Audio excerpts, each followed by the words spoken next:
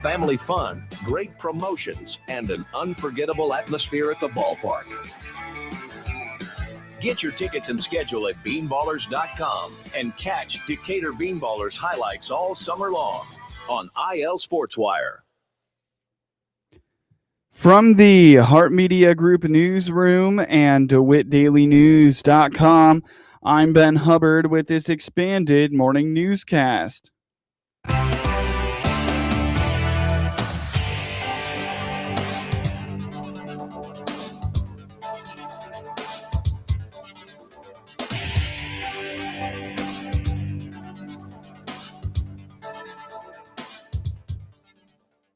Good morning, and thanks for being with us. I'm your host today, Ben Hubbard. The news is brought to you by Baum Chevy Buick in Clinton, your Silverado headquarters, as well as Connexus, offering fiber internet in Clinton. Click their icon on DeWittDailyNews.com to find out more. Earlier this month, area law enforcement agencies participated in Illinois Speed Awareness Day, bringing awareness to anti-speeding efforts and the dangers of speeding.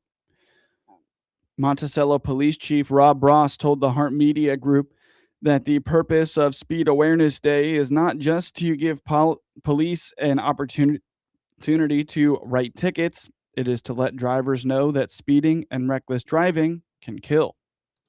So here about 10 years ago, the Illinois Association of Chiefs of Police came up with Illinois Speed Awareness. What they wanted to do is get a statewide effort involving a lot of different agencies, a lot of different groups to address the issue of what we saw of really speeding on the roadways and the impact they had in fatal accidents, injury accidents, and property damage accidents. So they came together and said, you know what?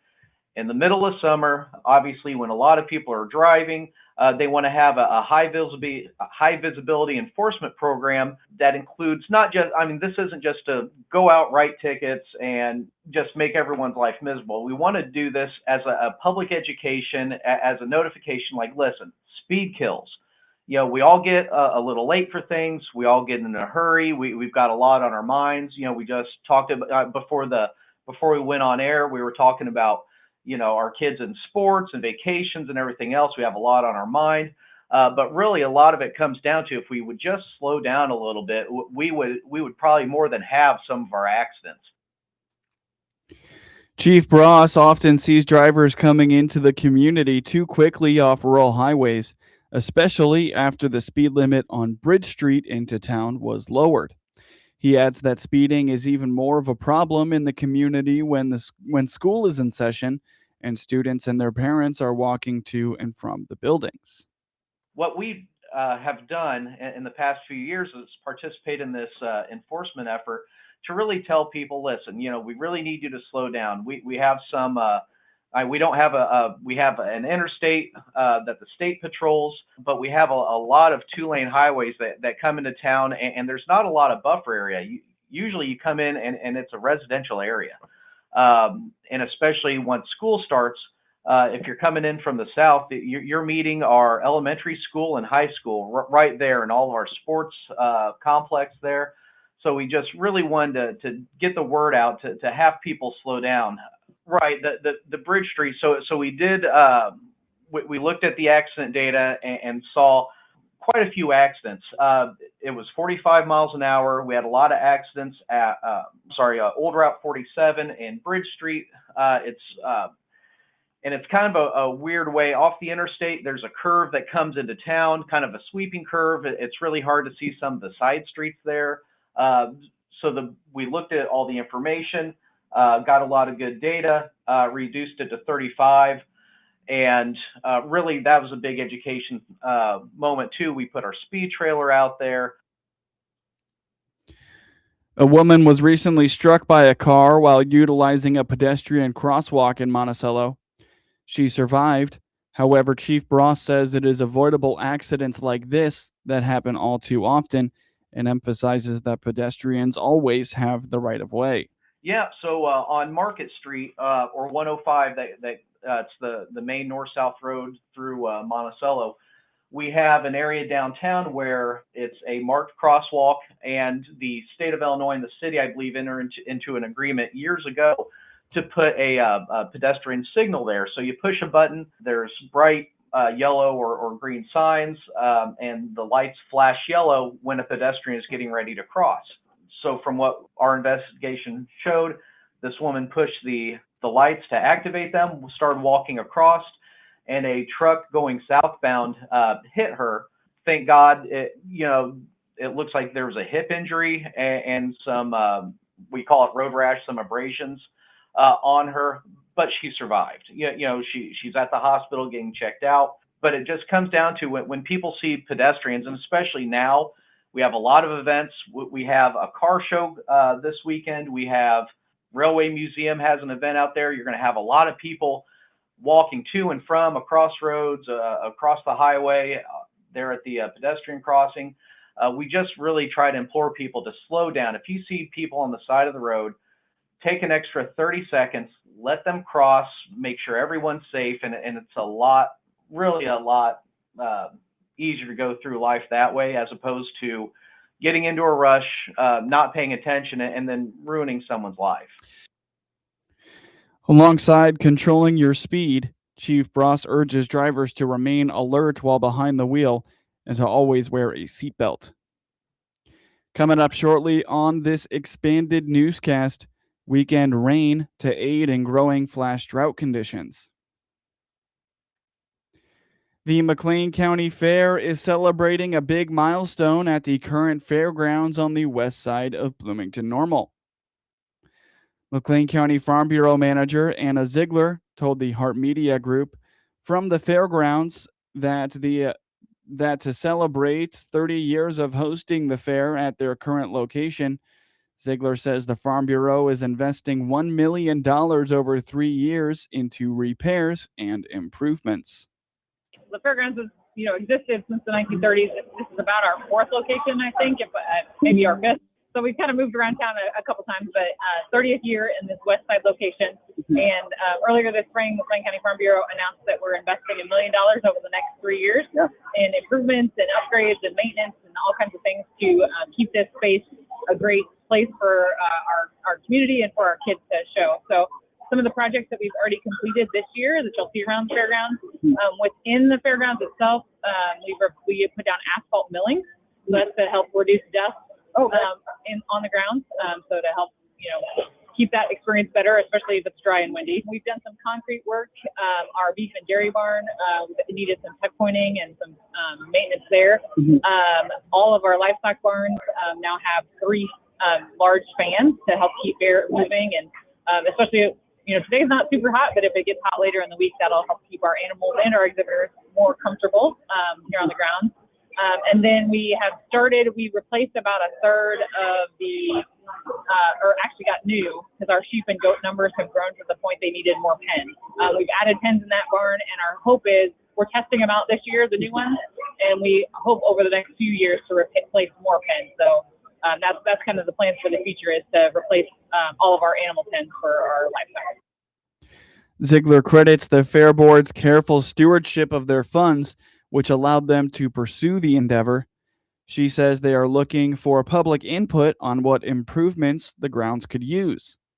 So the McLean County Farm Bureau is blessed with some reserve funds, and so it's due to the great stewardship and foresight of our McLean County Farm Bureau Board of Directors over the years in stewarding those funds and keeping that strong to be able to invest in the future of our fairgrounds. And so I got to give credit to McLean County Farm Bureau Board of Directors, past and present, in making those decisions. And like I said, they've made a capital budget, is what we're calling it. So they've got plans for how we're spending the funds this year and some plans for next year, but we're also seeking some public input. So on that McLean County Fair website, there's a community survey. And so if anybody's interested in giving some suggestions or some feedback about what you see this year and what you might like to see improved for future years, just click on that community survey button and let us know. Ziegler says today at the fair is Pack the Bus Day. If you bring along a donation of school supplies, you will get a discount on your admission. Yeah, so our gates are open daily from 7 a.m. to 9 p.m. The fair is open till 11 p.m., but you need to get here before 9 because the gates close at 9. We've got a daily special going on today. It's the Pay One Price Day. So you can pay one price at the gate for your admission and carnival rides. It depends on the age of the person, but it starts at $18 for our youngest guests, and then all the prices are on our website. So tomorrow is the Pack the Bus special. So if you bring school supplies that benefit our local school districts, you can get a discount on your admission. It's also Young at Heart Day, and so our seniors get in free all day. And then it's also Veterans Day. So if you're a military active service member or veteran, you get in free on Thursday. Very good. And then Friday, Saturday, Sunday, there's additional activities. Sunday's our last day, and so there's discounted admission on Sunday, and the gates are only open from noon to 7 p.m. on Sunday. Once you've paid admission, Ziegler says there is plenty of free fun, including the Food and Farm Fun Zone, a kids game show, and a butterfly exhibit. The main events for the weekend feature fair classics like live music and tractor pulls. Yeah, so with your admission, there's a lot of free activities once you're on the grounds. So we have our Food and Farm Fun Zone. So that is open daily from 9 a.m. to 8 p.m. Wednesday, Thursday, Friday, Saturday, 12 to 5 on Sunday. And so there's hands-on activities for the kids. They can earn a prize. We've got some entertainers in that space, Mary Macaroni, a magician, circus entertainer. So that's all happening here inside the mini expo building. There's Kids Bucks game show that happens with showtimes throughout the day. Very cool. There's a butterfly exhibit, so you can go see some and feed some butterflies. There's a couple strolling acts. So there's a bubbler, so he does a bubble show. And then Mark Dobson, the one-man band, and Bot the Robot. So you can catch those walking around the fairgrounds. We've, of course, got the carnival happening. So that's open daily at 1 p.m. until the fair closes. So 1 p.m. to 11 p.m. on most days, and then shorter on Sunday from 1 to 8 p.m. I believe. And then we've got our grandstand as well. So tonight is tractor pulls. Thursday night is barrel racing, bull riding, and mutton busting. Friday we've got a concert featuring Taylor Bruniga and the Fusion Hillbillies. And then Saturday night is our demolition derby. So all the times, ticket prices, all of that information can be found at the fair website, McLeanCountyFair.org. Find more information on the calendar of events and all ticket prices by visiting McLeanCountyFair.org. You're listening to the WHOW Morning Show. Let's take a quick break with a word from our sponsors.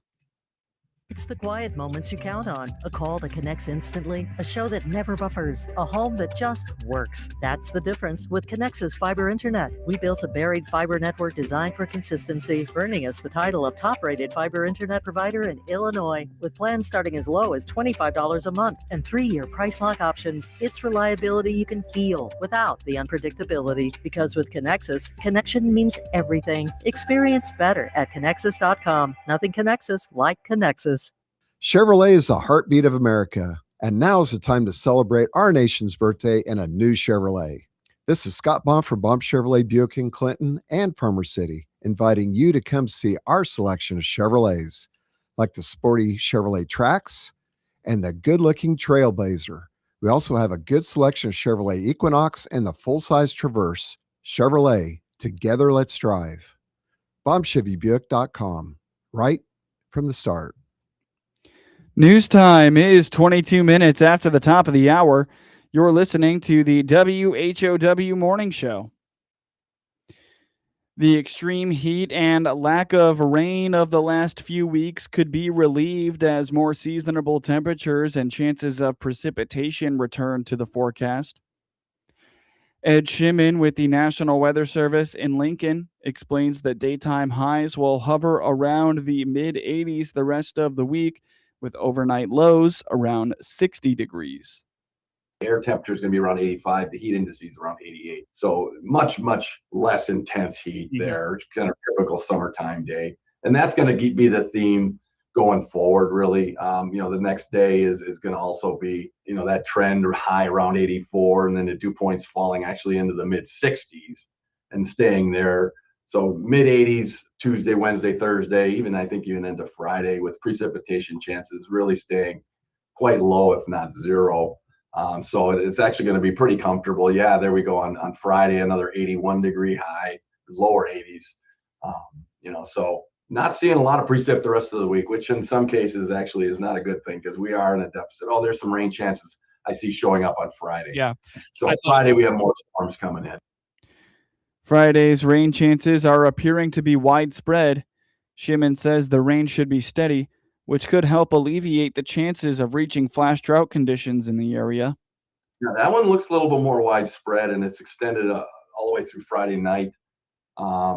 Yeah, that one is definitely showing up as a little bit more confidence there. I think we can get a pretty decent amount of rain. Let me just check. Yeah, there's a low pressure moving by to the southwest of us, but there's a pretty expansive area of steady rains. I think that's going to be hopefully a reprieve for us, and it isn't just going to be a popcorn kind of thunderstorm day. It looks like there's going to be some more organization and more widespread coverage of that rain at this point. So yeah, we'll cross our fingers. We need rain.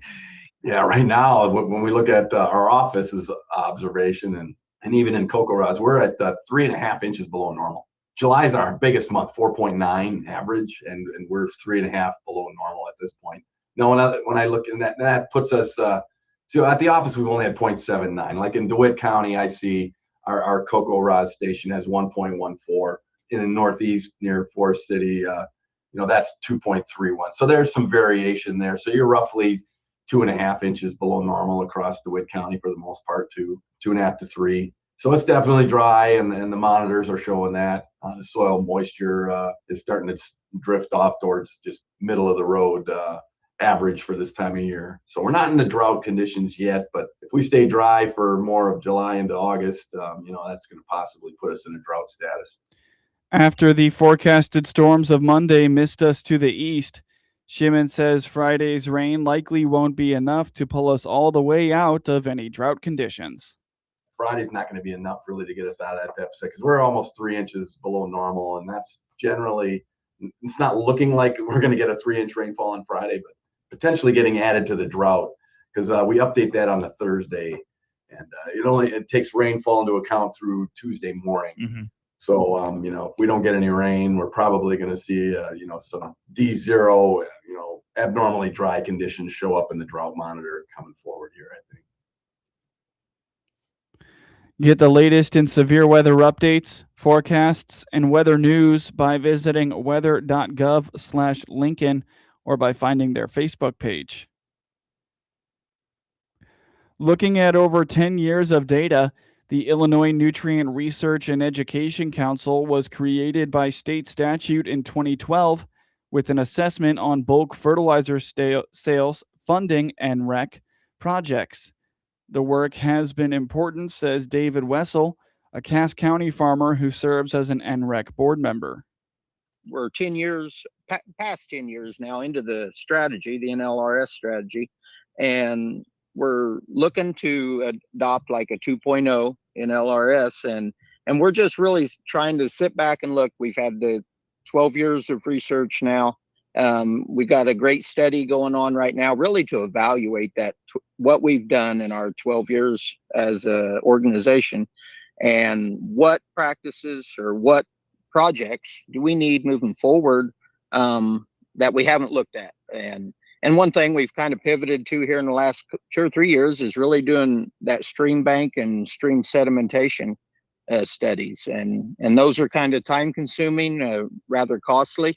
And you're going to have several years of data to really show. But I mean, hypothesis is telling us that a large percentage of especially that dissolved phosphorus that is going into the ecosystem is probably just stuff that is coming out of the stream banks or the bottom of those rivers, streams, whatever they may be. So we've kind of pivoted into that a little bit more. We know no-till, we know cover crops, we know the edge of field practices, the saturated buffers, bioreactors. We got good data showing that they work. Wessel is the Illinois Soybean Association's representative on the NREC board. More and more property owners are installing generators, but Ameren, Illinois is offering several reminders. Yeah, and I'm going to tell you, for me, this is number one. Okay, this is how the whole thing can go wrong. So never plug a generator directly into a wall outlet, whether it's in your garage or in the house.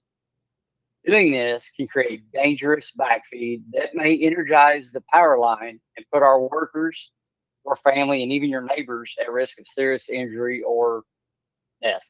Please always follow the manufacturer instructions. Use a properly rated extension cord. For safe operation, please have a qualified electrician install a manual transfer switch or a generator interlock kit. If your generator is connected to your home's electrical system, ensure the main breaker is in the off position to prevent backfeed. That is probably the biggest one. So the two is never plug a generator directly into the wall outlet. And if you do, by some reason, always please sure to ensure the main breaker is in off position. That protects everyone. Chad Schimpf is Operations Safety Supervisor for Ameren, Illinois. He says if you plan to install backup generation, you should call Ameren at 800-755-5000.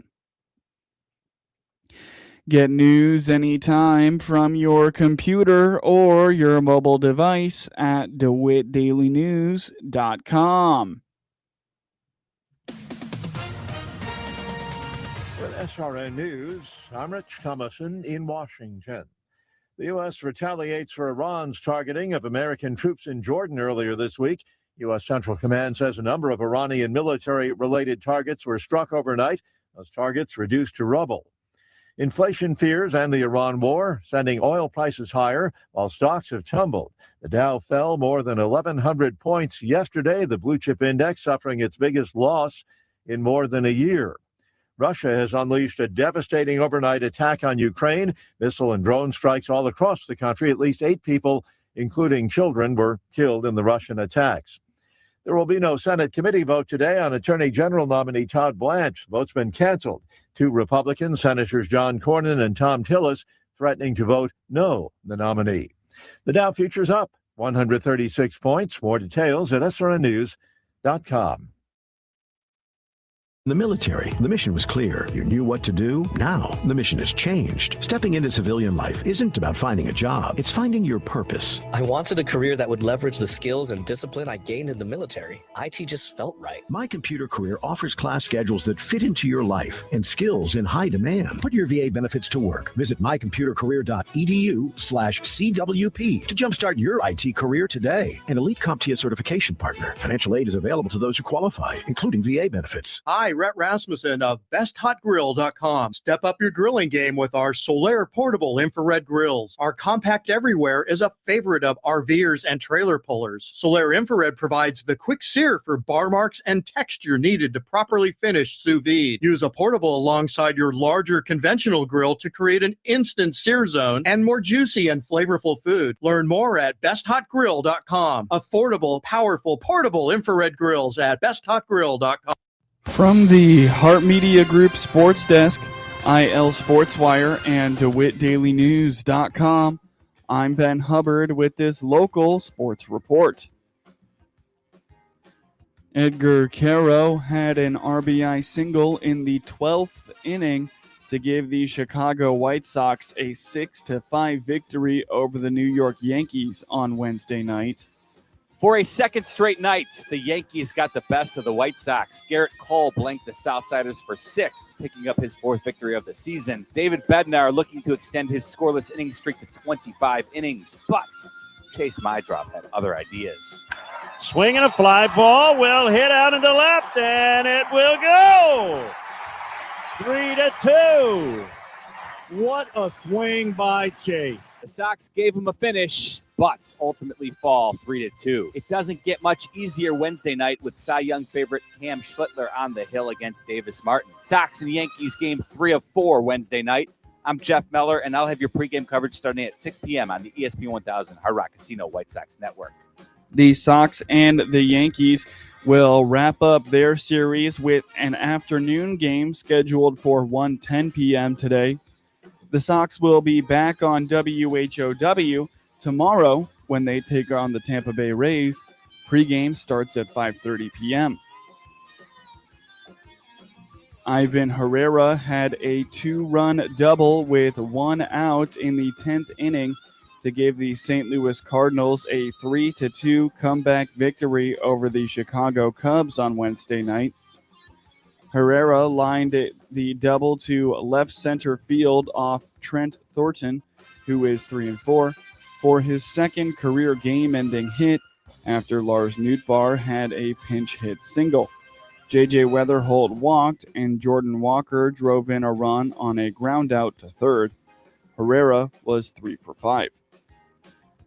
Pete Crow Armstrong hit a 2-run homer, his 24th of the season, off Luis Gastelum, who is 2-1, in the top of the 10th inning to put Chicago ahead 2-1.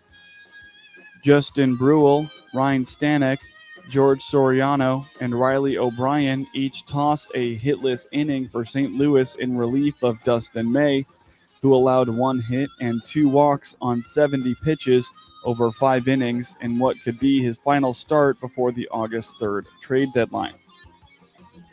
St. Louis snapped a 3-game losing streak. It had lost 9 of its last 11 games entering play Wednesday. Cubs right-hander Javier Assad is 6-1 with a 3.86 ERA and has been moved up a day to face right-hander Andre Palante, who is 11-6 with a 3.77 ERA in the final game of the 4-game series. In scores from around the MLB yesterday, the Miami Marlins beat the Philadelphia Phillies 8-6, while the Arizona Diamondbacks shut out the Pittsburgh Pirates 3-0. The Toronto Blue Jays beat the Washington Nationals 5-2, while the New York Mets took down the Atlanta Braves 3-2. The Baltimore Orioles beat the Detroit Tigers 10-9 in 10 innings, while the San Francisco Giants routed the Milwaukee Brewers 16-3. The San Diego Padres beat the Colorado Rockies 3-1, while the Tampa Bay Rays shut out the Texas Rangers 3-0. The Atlanta Braves blanked the New York Mets 1-0 in the second game of a doubleheader, while the Cleveland Guardians beat the Cincinnati Reds 6-1. The Kansas City Royals beat the Minnesota Twins 4-0, while the Houston Astros took down the Los Angeles Angels 7-4. The Boston Red Sox beat the Athletics 4-2 in 10 innings, while the Los Angeles Dodgers took down the Seattle Mariners 4-2. With training camp underway in his second season, Chicago Bears head coach Ben Johnson said he is again expecting a 70% completion rate this year after his third-year quarterback failed to come close to that designated figure last year at 58.1%. Caleb Williams' cape came on for 7 fourth-quarter comebacks last year, including in the playoffs. Although Johnson named 70% again as a target, he isn't defining anything else specific beyond that number. He sees general improvement possible for Williams within year 2 of the offense because of simple repetition. Completion percentage also could improve because Williams' receivers are more familiar with him and the league. Tight end Colston Loveland and wide receiver Luther Burden were sensations in the season's second half as rookies. Rome Odunze is now the veteran of the group in his third year after the team traded DJ Moore to Buffalo. Get highlights of your local high school program by finding IL SportsWire on your preferred social media platforms, and get local sports anytime at DeWittDailyNews.com. This is staff meteorologist Jennifer Wojcicki with your regional radio forecast. Mainly sunny skies today with daytime highs approaching 84. Southeasterly winds 5 to 10 miles per hour. Lows dip down to about 63. Tonight, partly cloudy skies.